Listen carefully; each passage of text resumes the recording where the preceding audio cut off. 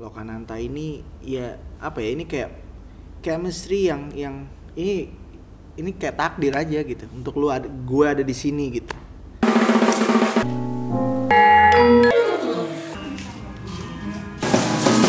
Rekam jejak, tapak tilas, dan berbicara tentang pijakan lu mau memulai sesuatu yang berhubungan dengan musik di Indonesia ini ada di sini.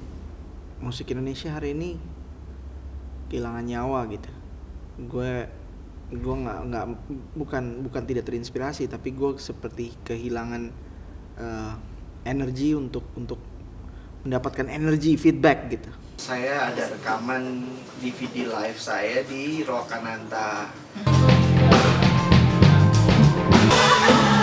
Dan Lokananta itu menyimpan begitu banyak cerita tentang musik Indonesia gitu. Apa yang terjadi di media hari ini atau di TV hari ini bukan menjadi sebuah ruang apresiasi lagi gitu, tapi menjadi ruang kepentingan untuk mengukur segala sesuatunya hanya dari quantity gitu. Dan itu buat gue menyedihkan. Gue juga harus mencari sebuah posisi yang tepat buat gue bukan untuk kepentingan gue gitu, tapi keadaan yang membuat seperti demikian sehingga proses kreatif ini harus berjalan sampai di sini gitu.